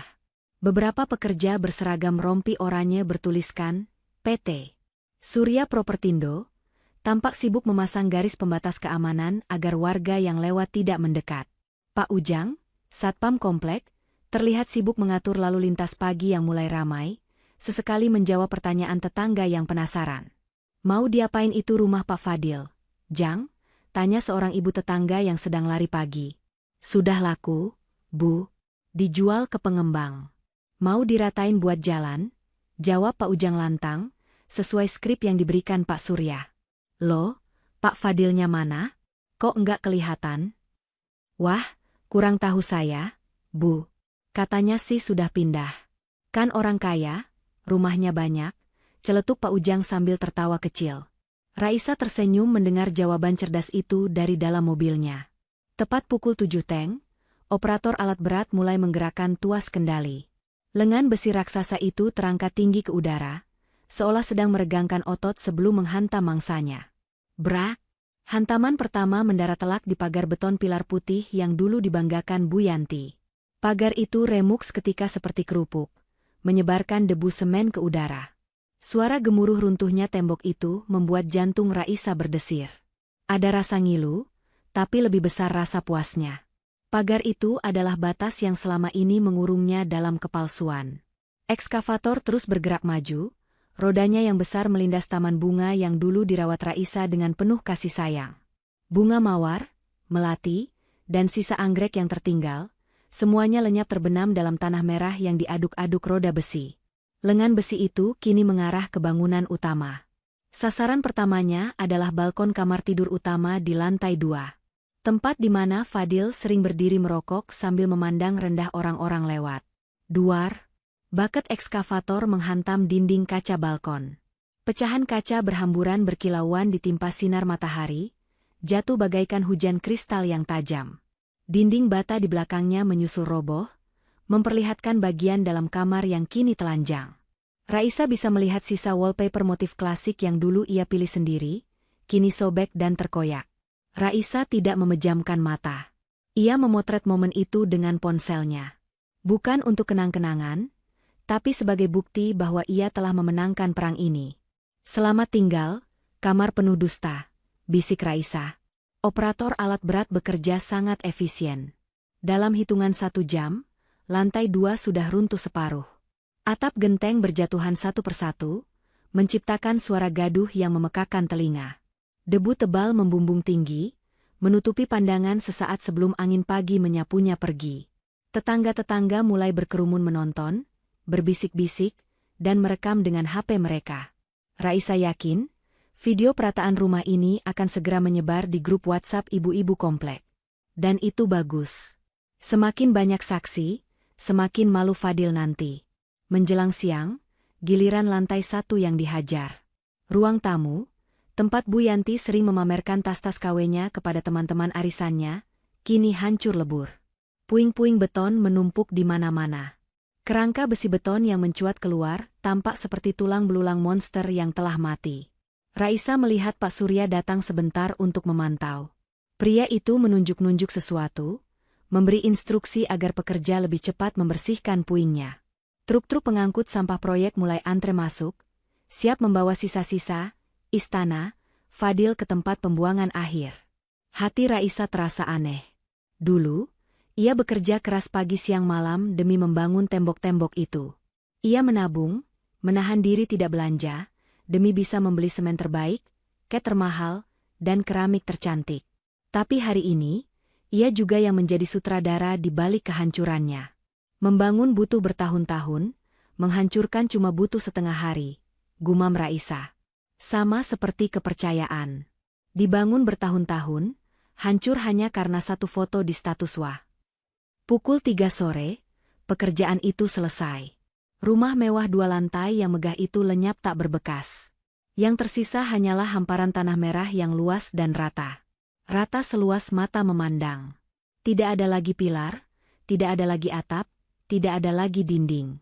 Benar-benar kembali ke titik nol, seperti selembar kertas kosong yang kotor. Para pekerja mulai mengemasi alat-alat mereka. Ekskavator diparkir di sudut lahan. Garis polisi PT Surya Propertindo dipasang kembali melingkari area itu. Raisa menyalakan mesin mobilnya. AC mobil yang dingin tidak bisa mengalahkan rasa dingin di hatinya saat melihat lahan kosong itu. Ia merasa kosong, tapi juga merasa bebas. Sebelum pergi, Raisa kembali mengecek aplikasi CCTV di ponselnya. Kamera yang ia sembunyikan di pohon masih aktif dan merekam dengan jelas. Posisi kameranya sempurna, menyorot langsung ke area gerbang yang kini sudah tidak ada gerbangnya lagi. Oke, panggung sudah siap, kata Raisa pada dirinya sendiri. Ia melirik jam. Masih ada waktu 24 jam sebelum pesawat Fadil mendarat besok siang. Raisa memutuskan untuk memanjakan dirinya. Ia mengarahkan mobilnya ke salon langganan. Ia akan melakukan perawatan full body, cerambat, dan manicure. Ia ingin tampil prima besok. Ia ingin terlihat bersinar, kontras dengan wajah kusam dan putus asa yang akan ditampilkan oleh suami dan mertuanya. Di salon, saat Kapster sedang memijat kepalanya, Raisa iseng membuka Instagram. Ia mencari akun Gaida lagi. Dan benar saja, ada update baru. Foto tiket pesawat first class tujuan Jakarta untuk besok siang. Caption, "Bye-bye liburan. Back to reality." Siap menempati rumah impian bareng suami tercinta. Raisa hampir tertawa terbahak-bahak, membuat Kapster salon kaget. "Kenapa, Mbak Raisa? Ada yang lucu?" tanya si Kapster. "Ah, tidak, Mbak. Cuma baca lelucon singkat." "Lucu banget, endingnya nggak ketebak," jawab Raisa sambil tersenyum misterius. "Rumah impian?" Batin Raisa mengulang kata-kata Gaida. "Ya, impianmu memang akan tetap jadi mimpi, Gaida. Karena saat kamu bangun besok, realitanya adalah tanah kuburan bagi keserakahan kalian." Selesai dari salon, Raisa mampir ke butik. Ia membeli sebuah dress selutut berwarna merah marun yang elegan, sepatu hak tinggi stiletto warna hitam, dan kacamata hitam oversized. Ini adalah kostum perangnya untuk besok. Ia tidak akan tampil sebagai korban yang menyedihkan. Ia akan tampil sebagai pemenang yang berdiri tegak di atas puing-puing kekalahan musuhnya. Malam itu di apartemen, Raisa duduk di balkon sambil memandang langit Jakarta. Bintang-bintang tertutup polusi, tapi bagi Raisa malam ini terasa cerah. Ia membayangkan skenario besok. Bagaimana ekspresi Bu Yanti saat melihat tanah kosong? Bagaimana wajah Fadil saat tahu ia tidak punya kunci untuk masuk karena pintunya saja sudah tidak ada? Dan bagaimana reaksi Gaida saat menyadari ia menikahi seorang penipu bangkrut? Raisa menyesap teh hangatnya. "Besok akan menjadi hari yang panjang, Mas Fadil. Semoga jantungmu cukup kuat." Ia masuk ke kamar, tidur lebih awal. Ia butuh energi penuh untuk menghadapi babak final drama rumah tangganya. Drama yang naskahnya ditulis oleh pengkhianatan Fadil, tapi endingnya ditentukan oleh kecerdasan Raisa. Pesawat Garuda Indonesia mendarat mulus di landasan pacu Bandara Soekarno-Hatta tepat pukul 1 siang. Di terminal kedatangan, Fadil berjalan membusungkan dada, mendorong troli koper dengan gaya bak seorang selebriti yang baru pulang dari tur dunia. Di belakangnya, Bu Yanti berjalan tertatih-tatih namun wajahnya berseri-seri, menggandeng lengan Gaida yang tampil mencolok dengan kacamata hitam lebar dan topi pantai, seolah-olah Jakarta adalah Bali. "Aduh, panas banget ya Jakarta. Beda sama udara di villa kita kemarin," keluh Gaida dengan nada manja yang dibuat-buat, sambil mengibas-ngibaskan tangan di depan wajahnya yang tertutup riasan tebal. "Sabar ya, sayang. Nanti sampai rumah kan langsung adem. AC di kamar utama itu dinginnya kayak di kutub. Mas pasang yang 2 PK khusus buat kita," sahut Fadil sambil mengedipkan sebelah matanya. Ia merogoh saku celananya, mengeluarkan ponsel untuk memesan taksi online premium. Namun, egonya menolak. Ia tidak mau pulang membawa istri baru naik taksi biasa. "Kita sewa Alphard saja, Mas. Biar tetangga lihat kalau kita pulang dengan gaya," usul Bu Yanti, yang langsung disetujui Fadil tanpa pikir panjang soal tagihan kartu kredit yang sudah over limit. Setengah jam kemudian, sebuah Toyota Alphard hitam mengkilap menjemput mereka di lobi. Sopir berseragam membukakan pintu, dan mereka masuk ke dalam kabin mobil yang sejuk dan beraroma kulit mewah. Fadil duduk di depan di samping sopir agar terlihat seperti bos, sementara Bu Yanti dan Gaida duduk di kursi tengah yang nyaman. Sepanjang perjalanan menuju Jakarta Selatan, tawa mereka tidak henti-hentinya meledak. Mereka membahas betapa suksesnya pesta pernikahan kemarin, betapa irinya teman-teman lama Fadil melihat kecantikan Gaida, dan tentu saja, topik favorit mereka, rencana menyingkirkan Raisa. "Bu, nanti kalau sampai rumah, si Raisa itu masih ada di sana nggak?" tanya Gaida sambil membetulkan letak cincin emas di jarinya, cincin yang dibeli dari sisa uang pinjaman bank. Bu Yanti mendengus kasar. "Paling dia lagi sibuk di dapur, masak rendang pesanan ibu. Dia kan babu yang baik. Tapi tenang saja, Gaida. Nanti kamu yang jadi nyonya besar di rumah itu. Kamu nggak usah nyentuh sapu atau pel. Biar Raisa yang kerjakan semuanya sebelum kita tendang dia keluar." Fadil tertawa renyah dari kursi depan. "Jangan khawatir, sayang. Mas sudah siapkan skenarionya. Begitu sampai, Mas akan langsung talak dia. Mas kasih waktu dia 1 jam buat kemas baju-bajunya yang jelek itu, terus dia harus angkat kaki. Rumah itu kan atas nama orang tua Mas, jadi dia nggak punya hak apa-apa. Benar itu, Dil, timpal Bu Yanti berapi-api. Perempuan mandul kayak dia mana pantas tinggal di rumah mewah. Sudah untung selama ini ibu biarkan dia numpang. Malah makin lama makin ngelunjak. Masa bulan lalu ibu minta uang buat arisan berlian cuma dikasih 5 juta? Pelitnya minta ampun. Beda sama Gaida, kan? Kemarin saja ibu langsung dibelikan tas baru. Gaida tersenyum bangga, menyandarkan kepalanya di bahu Bu Yanti. Iya dong, Bu. Gaida kan sayang sama ibu. Nanti kalau Gaida yang pegang uang belanja, ibu mau apa saja tinggal bilang. Kita bisa belanja tiap minggu, spa bareng, pokoknya kita nikmati hidup. Tuh denger, Dil, istri itu harusnya begini, memuliakan mertua. Bukan kayak si Raisa yang sok sibuk kerja, pulang malam, tapi duitnya entah kemana. Cibir Bu Yanti. Padahal, jauh di lubuk hati mereka tahu persis kemana uang Raisa. Membayar cicilan rumah, listrik, air, dan gaya hidup mereka sendiri. Tapi keserakahan telah membutakan mata hati mereka. Mereka lupa bahwa kemewahan yang mereka nikmati sekarang hanyalah gelembung sabun yang rapuh. Mobil melaju membelah kemacetan Jakarta. Fadil merasa di atas angin. Ia membayangkan wajah kaget Raisa nanti. Ia membayangkan Raisa akan menangis, bersimpu di kakinya memohon jangan diceraikan. Hayalan itu membuat senyum di bibirnya makin lebar. Ia merasa menjadi laki-laki paling berkuasa. Pak sopir, bisa agak ngebut nggak? Istri dan ibu saya sudah nggak sabar mau istirahat di kasur empuk. Perintah Fadil dengan nada angkuh. Siap, Pak, jawab sopir singkat. Saat mobil mulai memasuki kawasan Senopati, jantung Gaida berdebar kencang karena antusias. Fadil sudah sering menceritakan tentang rumah mewahnya. Lantainya yang marmer Italia, lampu kristalnya, kolam ikannya yang asri, dan walk-in closet yang luas. Gaida sudah membayangkan akan membuang semua baju Raisa dan menggantinya dengan koleksi baju barunya. Itu belok kiri, Pak, masuk gerbang komplek yang ada pos satpamnya, arah Fadil sambil menunjuk jalan. Pak Ujang, satpam komplek yang berjaga di pos, melihat mobil Alphard itu mendekat. Ia mengenali wajah Fadil dari kaca depan yang tidak terlalu gelap. Bukannya memberi hormat seperti biasa, Pak Ujang justru tersenyum geli dan membiarkan palang gerbang terbuka lebar tanpa menyapa. Fadil yang merasa dirinya, raja kecil, di komplek itu mengerutkan kening. Tumben si Ujang gak hormat.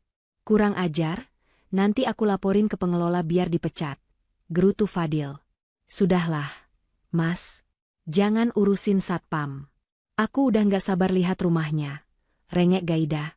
Mobil melaju pelan menyusuri jalanan komplek yang asri.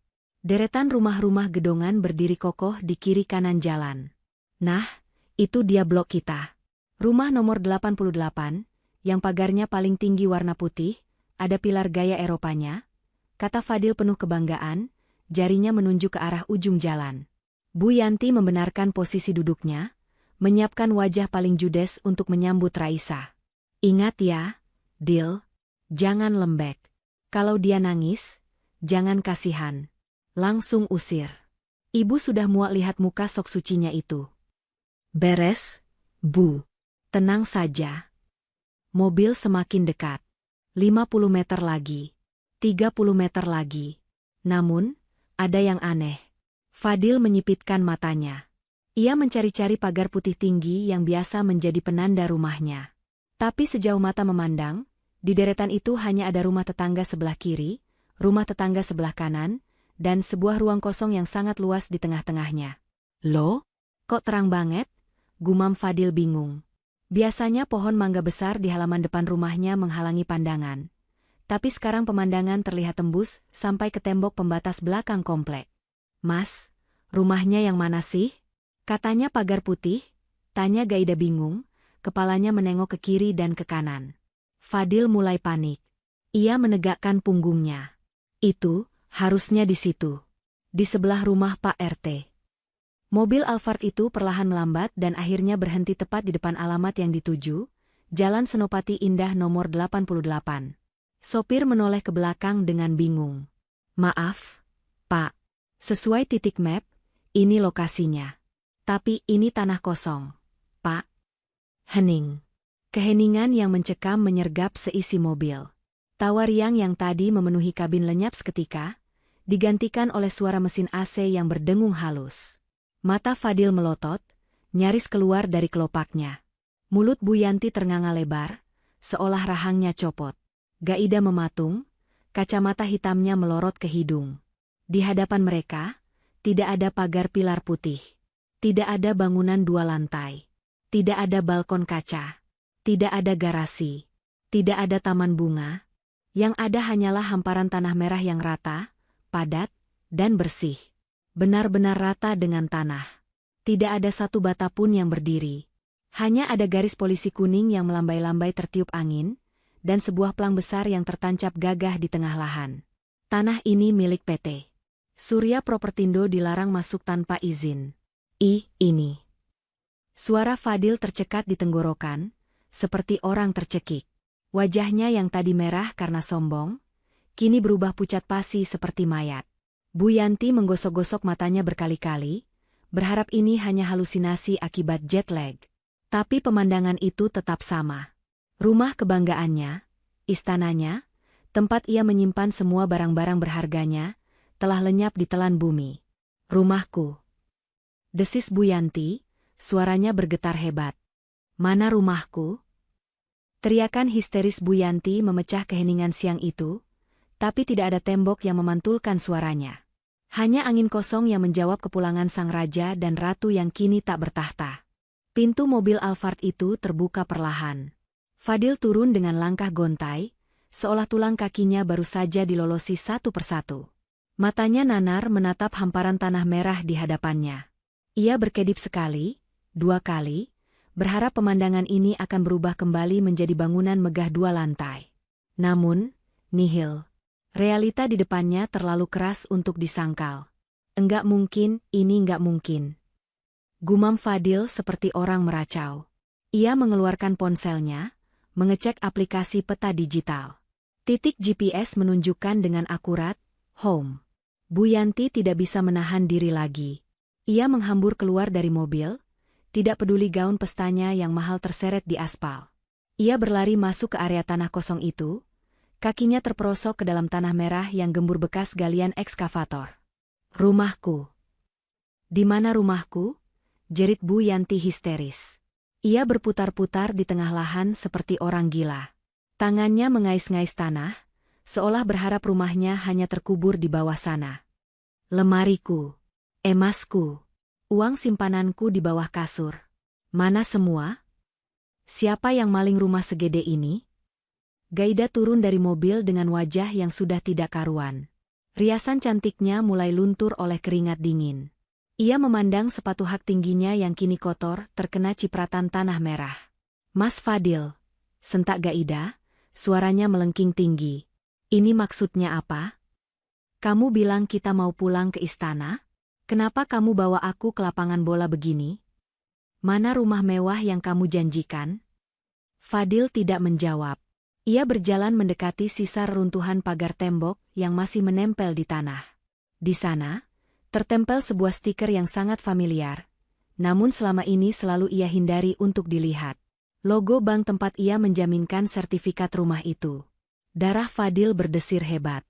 Ingatannya kembali ke 3 bulan lalu, saat ia dengan nekat mencuri sertifikat dari brankas Raisa. Ia pikir ia punya waktu. Ia pikir ia bisa memutar uang pinjaman itu untuk bisnis, lalu melunasi cicilan pelan-pelan tanpa Raisa tahu. Ia pikir bank hanya akan menggertak. Ia tidak menyangka bank akan bertindak sebrutal ini, menyita dan meratakannya dalam waktu seminggu saat ia pergi. Raisa. Desis Fadil. Nama itu muncul di kepalanya. Pasti Raisa tahu. Dia tidak mungkin diam saja rumahnya dihancurkan. Sementara itu, Bu Yanti sudah jatuh terduduk di atas tanah, menangis meraung-raung memukuli dadanya. Tetangga-tetangga mulai keluar pagar. Beberapa merekam kejadian itu dari balik jendela lantai 2 rumah mereka. Tontonan gratis, orang kaya baru yang pulang menjadi gelandangan. Bu, bangun, Bu, malu dilihat orang. Fadil mencoba menarik lengan ibunya. Fadil, kemana rumah kita? Dil, kemana? Bu Yanti mencengkeram kerah ke meja Fadil, mengguncang-guncangkan tubuh anaknya. Kamu bilang semuanya aman. Kamu bilang uang itu cair tanpa masalah. Kenapa jadi begini? Kita tidur di mana malam ini, Dil? Aku nggak tahu, Bu. Aku juga bingung kenapa bisa secepat ini. Bentak Fadil, kepanikan mulai menguasai dirinya. Gaida yang mendengar percakapan itu mundur selangkah. Wajahnya berubah dari bingung menjadi curiga. Tunggu, uang cair? Masalah? Mas, kamu jujur sama aku. Rumah ini sebenarnya punya siapa? Dan kenapa bisa rata dengan tanah? Belum sempat Fadil menjawab, seorang pria berseragam satpam datang menghampiri mereka dengan langkah santai namun tegas. Itu Pak Ujang. Dulu, Pak Ujang selalu membungkuk hormat pada Fadil. Tapi hari ini, dagunya terangkat tinggi. Selamat siang, Pak Fadil, Bu Yanti, sapa Pak Ujang tanpa senyum. Jang, kamu kemana aja? Kenapa rumah saya hancur begini kamu diam saja? Semprot Fadil, melampiaskan amarahnya pada orang yang ia anggap lebih rendah. Siapa yang berani-beraninya merobohkan rumah saya? Panggil polisi sekarang. Pak Ujang tertawa kecil, sebuah tawa yang meremehkan. Waduh, Pak Fadil ini ketinggalan berita atau pura-pura lupa? Ini bukan rumah Bapak lagi. Ini tanah sah milik bos baru saya, PT Surya Propertindo. Sudah dibeli lunas dari pelelangan ban kemarin sore. Lelang? Pekik Bu Yanti dan Gaida bersamaan. Iya, Bu. Katanya sih karena kredit macet total. Pemilik barunya minta lahan ini dikosongkan segera. Jadi ya, diratakan. Ngomong-ngomong, Pak Fadil dan keluarga tolong segera keluar dari area ini ya. Ini properti pribadi. Kalau masih di sini, saya terpaksa panggil teman-teman keamanan proyek untuk menyeret Bapak keluar. Fadil merasa seperti ditampar bolak-balik. Harga dirinya hancur berkeping-keping di depan istri barunya. Kamu ngusir saya? Jang? Saya ini warga lama di sini. Dulu, Pak. Sekarang Bapak tamu tak diundang. Jawab Pak Ujang dingin. Silakan angkat kaki sebelum saya panggil polisi atas tuduhan masuk pekarangan orang tanpa izin. Di belakang mereka, sopir mobil sewaan Alphard membunyikan klakson panjang. Tin. Pak, Bu, ini gimana? Waktu sewanya sudah mau habis. Kalau mau lanjut atau nunggu, kena biaya overtime ya. Dan tolong pelunasannya dibayar sekarang. Saya nggak mau ambil risiko. Teriak si sopir yang mulai sadar situasi penumpangnya tidak beres. Fadil meraba dompetnya. Kartu kreditnya sudah limit. Uang tunainya habis untuk oleh-oleh. Ia menatap Gaida. Sayang, kamu ada uang tunai dulu nggak? Buat bayar taksi, pinta Fadil dengan wajah memelas. Gaida menatap Fadil dengan tatapan tidak percaya. Matanya menyapu pemandangan menyedihkan itu. Suami yang ternyata penipu, mertua yang gila harta kini berguling di tanah kotor, dan rumah impian yang ternyata fiktif. Kamu minta duit aku? Desis Gaida tajam. Kamu bilang kamu kaya raya. Kamu bilang kamu pengusaha sukses. Ternyata kamu gembel yang rumahnya disita bank. Bukan begitu, sayang. Ini cuma salah paham. Nanti Mas jelaskan. Nggak usah jelasin, potong Gaida kasar. Ia membuka tas mahalnya, mengeluarkan dompet, dan melempar beberapa lembar uang ratusan ribu ke arah sopir. Pak, ini bayarannya. Turunkan koper saya sekarang. Saya nggak sudi satu mobil sama penipu ini. Gaida, kamu mau kemana? Bu Yanti mencoba bangkit. Tangannya yang kotor hendak meraih gaun Gaida. Jangan sentuh saya, tepis Gaida jijik. Dasar tua bangka penipu. Kalian berdua sama saja. Sekongkol jebak saya biar mau nikah, padahal aslinya kere. Gaida menarik kopernya kasar, berjalan menjauh menuju gerbang komplek untuk mencari taksi lain, meninggalkan Fadil dan Bu Yanti yang terpaku di tengah lahan kosong itu. Panas matahari siang yang terik terasa membakar kulit, tapi rasa malu membakar mereka jauh lebih panas. Di tengah keputusasaan itu, ponsel Fadil berdering. Nada dering khusus yang ia atur untuk Raisa. Fadil menatap layar ponselnya. Nama, Istriku Raisa, berkedip-kedip. Dulu, nama itu berarti sumber uang. Sekarang, nama itu terasa seperti hakim yang siap mengetukkan palu vonis mati. Dengan tangan gemetar hebat, Fadil mengangkat telepon itu. Halo, Mas Fadil. Suara Raisa terdengar jernih, tenang, dan sangat dingin. Sudah sampai rumah? Bagaimana kejutannya? Suka dengan renovasi konsep open space yang baru? Darah Fadil mendidih ke ubun-ubun. Raisa, kamu apakan rumahku? Rumahmu? Raisa tertawa renyah di ujung sana. Koreksi sedikit, Mas. Itu tanah Ban. Dan sekarang tanah Pak Surya. Kamu tidak punya apa-apa lagi. Oh ya, barang-barangmu yang tidak berharga sudah aku donasikan. Selamat menikmati hidup barumu di jalanan, sayang. Klik. Sambungan terputus. Fadil menjatuhkan tangannya. Lututnya goyah. Ia ambruk di samping ibunya yang masih menangis. Mereka berdua duduk bersimpuh di atas tanah merah, di bawah terik matahari Jakarta, ditonton oleh para tetangga dan disorot oleh kamera CCTV tersembunyi yang sedang ditonton Raisa sambil menikmati manicure di apartemen mewahnya. Ini bukan sekadar jatuh miskin. Ini adalah kehancuran total. Dan mereka baru sadar, ini baru permulaan dari mimpi buruk mereka. Pak, Bu, tolong segera tinggalkan area ini. Alat berat mau diparkir ke tengah. Jangan sampai kaki Bapak kelindas roda rantai, saya nggak tanggung jawab loh. Tegur Pak Ujang lagi, kali ini dengan nada yang lebih keras sambil menunjuk ekskavator yang mulai menderu kembali. Fadil tidak punya pilihan. Dengan sisa-sisa tenaga dan harga diri yang sudah minus, ia menarik koper besarnya yang berat. Roda koper itu bergemeretak di atas aspal panas, suara yang menyayat hati bagi seseorang yang baru saja kehilangan segalanya. Bu Yanti mengekor di belakangnya, berjalan tertatih-tatih tanpa alas kaki karena sepatu hak tingginya patah saat ia mengamuk di tanah tadi. Kita mau kemana? Dil? Ibu haus, ibu capek. Rengek Bu Yanti. Wajahnya cemong oleh campuran debu, air mata, dan lunturan bedak. Penampilannya lebih mirip pengemis elit daripada nyonya besar. Ke kantor Raisa, jawab Fadil geram. Rahangnya mengeras. Perempuan itu harus tanggung jawab. Dia pasti sengaja membiarkan ini terjadi. Dia pikir dia bisa lepas tangan begitu saja setelah menghancurkan hidupku? Enak saja. Aku masih suaminya yang sah. Harta dia harta aku juga. Mereka menyetop taksi biru yang lewat. Fadil harus merogoh saku celana jasnya dalam-dalam untuk menemukan sisa uang receh kembalian tol. Cukup untuk ongkos ke kantor catering Raisa yang letaknya tidak terlalu jauh. Sepanjang perjalanan, Fadil menyusun kalimat makian. Ia akan menuntut Raisa. Ia akan mempermalukan Raisa di depan karyawannya. Ia akan memaksa Raisa membelikan rumah baru, atau setidaknya menyewakan apartemen mewah hari ini juga. Taksi berhenti di depan ruko 3 lantai yang catnya masih baru dan terawat. Plang besar bertuliskan dapur Raisa Catering Wedding Organizer terpampang megah.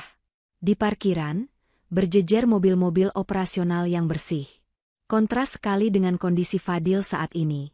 Fadil menyeret kopernya masuk, menendang pintu kaca lobi hingga terbuka kasar. Resepsionis yang sedang menerima telepon terlonjak kaget. Mana Raisa? Panggil bos kamu keluar sekarang, teriak Fadil, suaranya menggema di seluruh ruangan. Beberapa karyawan yang sedang sibuk mengepak kotak nasi menoleh. Mereka mengenali Fadil, suami bos mereka yang jarang terlihat kecuali saat minta uang, namun mereka kaget melihat kondisinya yang berantakan dan bau keringat. Maaf, Pak Fadil, Bu Raisa sedang ada tamu. Cicit resepsionis itu ketakutan. Aku nggak peduli. Aku suaminya. Fadil menerobos masuk menuju tangga ke lantai 2, diikuti Bu Yanti yang terus mengomel tentang kakinya yang sakit. Namun, langkah Fadil terhenti di ujung tangga. Di bordes lantai 2, Raisa berdiri. Ia tampak begitu tenang, anggun, dan berkuasa. Ia mengenakan gaun merah marun yang pas di badan, rambutnya digelung rapi, dan wajahnya glowing sehat. Ia menatap Fadil dan Bu Yanti dari ketinggian, persis seperti seorang ratu menatap rakyat jelata yang memberontak. Tidak perlu teriak-teriak. Mas, ini tempat kerja, bukan hutan, ucap Raisa dingin. Dasar istri durhaka, semprot Bu Yanti dari belakang punggung Fadil. Kamu lihat ini? Rumah ibu rata dengan tanah. Kamu tahu kan? Kenapa kamu diam saja? Kamu pasti sekongkol sama orang bang buat ngerjain kami kan? Fadil maju selangkah, menuding wajah Raisa. Kamu harus ganti rugi. Raisa, kamu punya uang kan? Sewakan kami hotel sekarang. Dan transfer uang buat makan. Kartu kreditku mati semua gara-gara kamu tidak bayar tagihan bulan ini. Raisa tertawa. Tawa yang kering dan menusuk. Ia menuruni anak tangga satu persatu dengan perlahan. Bunyi hak stiletonya, tak, terdengar mengintimidasi. Ganti rugi, ulang Raisa. Ia berhenti tepat 2 langkah di depan Fadil, menatap mata suaminya tanpa rasa takut sedikitpun. Atas dasar apa aku harus ganti rugi? Rumah itu atas nama almarhum ayahmu. Hutang itu atas namamu. Yang tanda tangan akad kredit itu kamu. Yang pakai uangnya buat foya-foya dan nikah lagi itu kamu. Lalu, di mana letak tanggung jawabku? Kamu istriku. Harta kita harta bersama, bentak Fadil. Salah, potong Raisa cepat. Harta bawaan dan harta yang didapat dari hasil keringat sendiri yang dipisahkan, bukan harta bersama. Apalagi kamu sudah melakukan tindak pidana. Raisa mengangkat tangan kanannya yang memegang sebuah map kuning. Ia melempar map itu ke dada bidang Fadil. Baca itu. Fadil menangkap map itu dengan kikuk. Tangannya gemetar saat membukanya. Di dalamnya bukan uang, melainkan 2 dokumen penting. Dokumen pertama, gugatan cerai. Dokumen kedua, laporan forensik tanda tangan. Mata Fadil membelalak membaca dokumen kedua. Di sana terlampir bukti analisis laboratorium kriminologi yang menyatakan bahwa tanda tangan Raisa Andini di akad kredit Bank Sentosa adalah non-identik alias palsu. Wajah Fadil yang tadi merah padam karena marah, kini berubah menjadi seputih kertas. Keringat dingin sebesar biji jagung menetes di pelipisnya. Mas pikir aku diam saja saat tahu sertifikat hilang? Bisik Raisa, memajukan wajahnya sedikit. Aku sudah sewa pengacara sejak hari pertama kalian pergi. Kami sudah kumpulkan bukti. Kamu memalsukan tanda tanganku untuk menjaminkan rumah itu. Itu pasal 263 KUHP, Mas. Ancaman penjaranya 6 tahun. Lutut Fadil lemas seketika. Ancaman penjara jauh lebih menakutkan daripada sekadar jadi gelandangan. Bu Yanti yang tidak mengerti hukum, tapi mengerti nada bicara Raisa, mulai panik. Maksudnya apa ini? Raisa? Jangan nakut-nakutin suami sendiri. Kamu mau penjarakan Fadil? Bukan aku, Bu, tapi hukum. Jawab Raisa santai sambil melipat kedua tangannya di dada. Pihak ban mungkin sudah puas karena asetnya laku. Tapi kalau aku melaporkan pemalsuan ini ke polisi, Mas Fadil tidak akan tidur di hotel, tapi di sel tikus. Fadil menjatuhkan map itu. Keangkuhannya runtuh total. Ia menyadari satu hal, Raisa memegang kartu as yang bisa mematikan hidupnya selamanya. Raisa. Suara Fadil berubah menjadi rintihan memelas. Jangan begini, Mas hilaf. Kita bicarakan baik-baik. Mas bisa jelaskan. Itu cuma karena Mas kepepet bisnis. Bisnis nikah lagi, potong Raisa telak. Jangan bohong, Mas. Aku lihat semua foto pestamu. Mewah sekali. Sayang ya, pestanya cuma sehari, tapi bayarnya seumur hidup. Raisa menoleh pada satpam kantornya yang sedari tadi bersiaga di pintu. Pak Asep, tolong antarkan tamu-tamu ini keluar. Mereka mengganggu kenyamanan kerja karyawan. Tunggu, Raisa, tunggu. Bu Yanti tiba-tiba bersimpuh, memeluk kaki Raisa. Air mata buaya mulai keluar lagi. Ibu minta maaf. Ibu salah. Jangan usir kami. Ibu nggak punya tempat tinggal. Kaki ibu sakit. Kami belum makan dari pagi. Raisa menatap wanita tua yang dulu selalu menghinanya itu. Dulu, Raisa akan langsung luluh dan memberikan segalanya. Tapi ingatannya kembali pada caption status Bu Yanti, kamu pantas dapat semua ini. Raisa menarik kakinya perlahan, melepaskan diri dari pegangan Bu Yanti. Maaf, Bu. Panti sosial ada di jalan sebelah. Di sana gratis makan dan tidur. Kalau di sini, ini tempat orang bekerja keras, bukan tempat benalu, ucap Raisa dingin. Raisa, tega kamu, jerit Fadil. Lebih tega mana sama suami yang diam-diam gadaikan rumah tempat istrinya bernaung demi perempuan lain, balas Raisa tajam. Oh ya, satu lagi, Mas. Gugatan cerai itu sidang perdananya minggu depan. Datang ya. Kalau kamu mangkir, putusannya verstek. Dan laporan polisinya, tergantung sikapmu. Kalau kamu masih berani ganggu aku, detik itu juga berkasnya masuk ke Polda. Raisa berbalik badan, melangkah kembali menaiki tangga dengan kepala tegak. Ia tidak menoleh lagi meskipun mendengar tangisan Bu Yanti yang meraung-raung dan sumpah serapah Fadil yang tertahan. Pak Asep dan dua staf gudang yang berbadan kekar maju mendekati Fadil. Mari, Pak. Silakan keluar baik-baik atau kami seret, ucap Pak Asep tegas.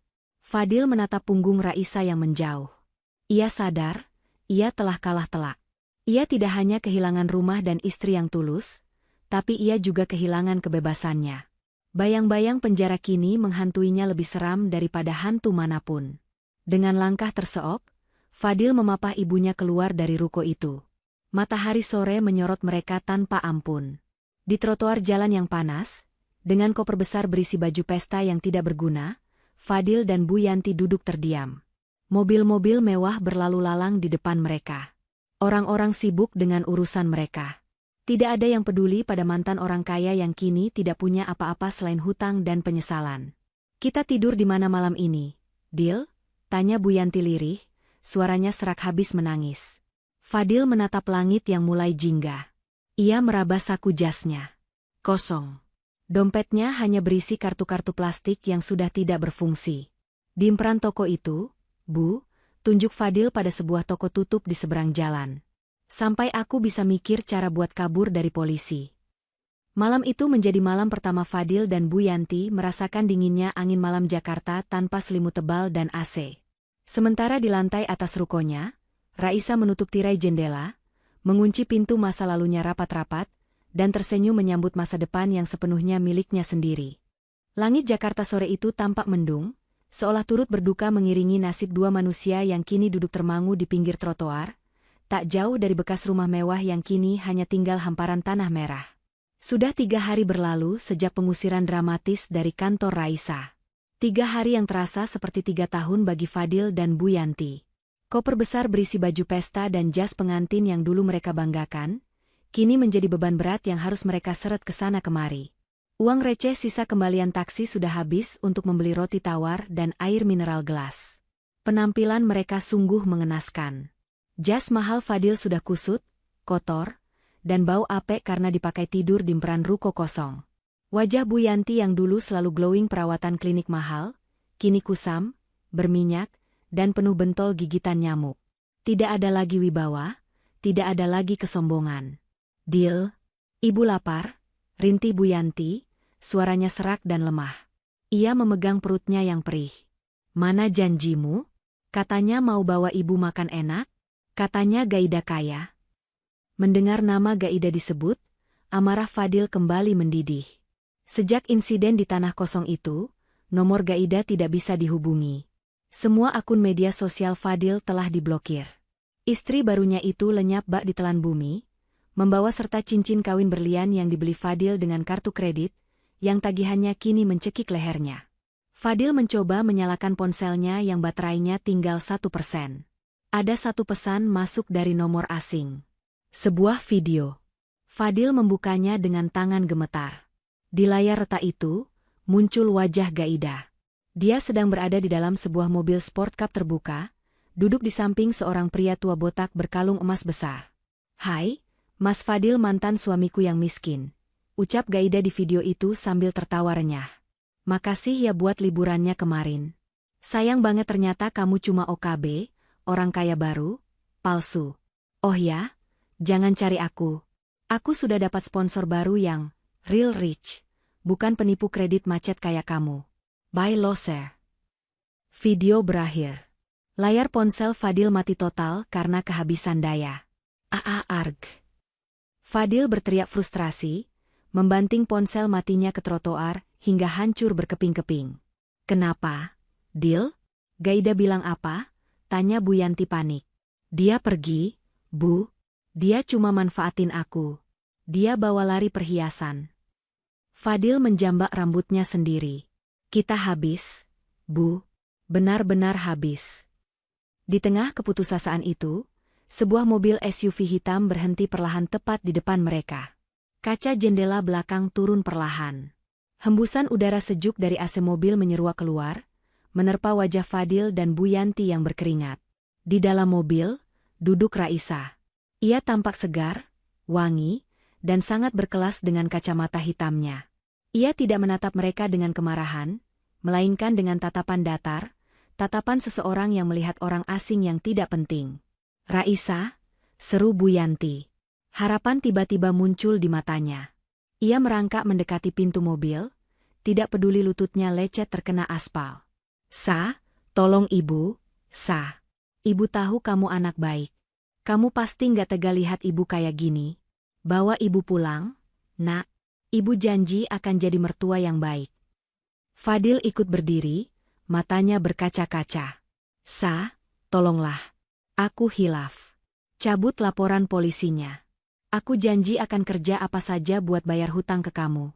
Asal jangan penjara, Sa." Raisa membuka kacamata hitamnya. Ia menatap Bu Yanti yang mengemis di aspal, lalu beralih ke Fadil yang tampak seperti pecundang. "Pulang?" tanya Raisa pelan. "Kalian lupa? Kalian tidak punya rumah untuk pulang. Dan soal laporan polisi." Raisa memberikan isyarat pada sopirnya. Sopir itu menyerahkan sebuah amplop coklat kepada Fadil lewat jendela. "Itu surat panggilan pertama dari kepolisian. Datanglah besok pagi. Kalau mangkir, kalian akan dijemput paksa," ucap Raisa dingin. Fadil menerima amplop itu dengan tangan gemetar hebat. Kakinya lemas seketika. "Dan satu lagi," tambah Raisa, bibirnya menyunggingkan senyum tipis yang penuh arti. "Bu Yanti, ingat status wa Ibu tempo hari? Captionnya sangat bagus. Sangat inspiratif." Bu Yanti terdiam, wajahnya pucat pasi mengingat kesombongannya sendiri. Raisa melanjutkan, meniru nada bicara Bu Yanti waktu itu. "Selamat menikmati hidup baru kalian. Kalian pantas dapat semua ini." Tanpa menunggu jawaban, Raisa menaikkan kaca jendela mobilnya. Kaca hitam itu menutup sempurna, memisahkan dunia Raisa yang nyaman dengan dunia Fadil yang neraka. Mobil SUV itu melaju perlahan, meninggalkan debu jalanan yang menerpa wajah Fadil dan Bu Yanti. Di dalam mobil, Raisa bersandar lega. Ia tidak menoleh ke belakang. Baginya, spion hanya untuk melihat lalu lintas, bukan untuk melihat masa lalu yang sudah ia buang ke tempat sampah. Ia melihat ke depan, ke arah jalanan luas yang membentang. Di belakang sana, di pinggir jalan yang bising, Fadil jatuh terduduk memeluk amplop panggilan polisi, sementara Bu Yanti menangis meraung-raung menyesali keserakahannya. Tapi penyesalan selalu datang terlambat.